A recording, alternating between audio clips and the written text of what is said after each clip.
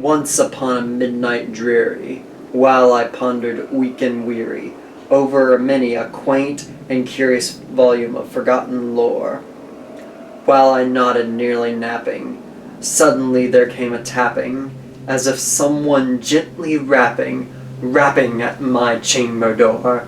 "'Tis some visitor," I muttered, tapping at my chamber door. Only this, and nothing more. Oh! Hello. Didn't hear you come in. There have been many different writers in the world of literature. Robert Frost, Ernest Hemingway, and Sylvia Plath, just to name a few. But if there is one writer that has been talked about to death, it's Edgar Allan Poe.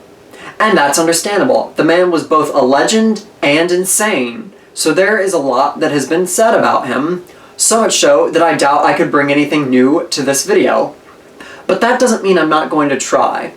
This is the story of Edgar Allan Poe.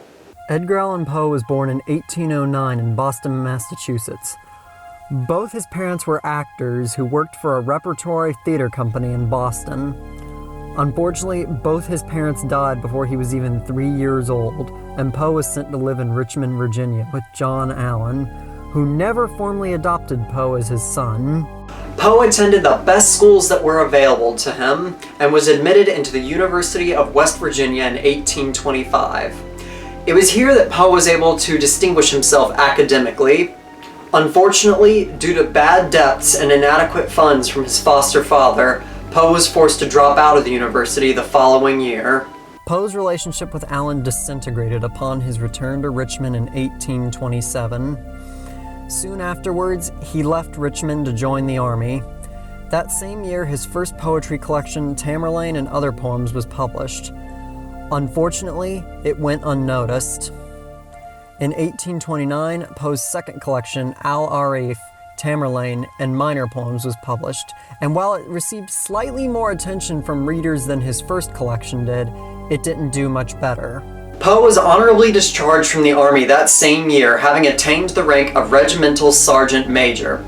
He was then admitted into the United States Military Academy. Unfortunately, Poe's foster father would not provide him with enough money to support himself as a cadet, nor would he give him the consent to resign from the army. Therefore, he got himself dismissed by neglecting his duties. Poe subsequently moved to New York City, where he published his third collection of poems, simply titled Poems, in 1831. After that, he moved to Baltimore with his Aunt Maria Clem and cousin Virginia, whom he would later marry in 1836.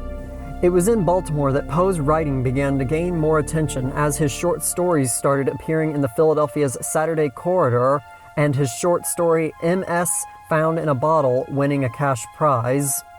The following year, Poe accepted an editorship at the Southern Literary Messenger in Richmond. This would be the first of several literary journals he would direct over the next 10 years, allowing his popularity to grow and his work to receive the attention it deserved. Poe was able to establish himself not only as an amazing author and poet, but as a literary critic whose level of imagination was unheard of during the Victorian era. Unfortunately, Poe would lose his wife in 1847 to tuberculosis, and from that point onward, it was all downhill for Edgar Allan Poe. Following his wife's death, Poe was in numerous relationships, but while he was preparing for his second marriage, suddenly, under unexplained circumstances, he fled to Baltimore in September of 1849.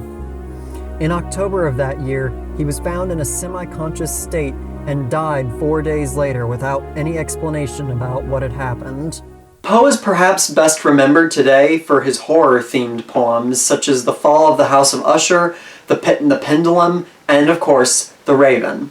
He is also well remembered by most literary critics as the forerunner of the art for art's sake movement during the Victorian era. And while it's unfortunate that his mental health ultimately resulted in his death, at least he left behind a legacy that will never die.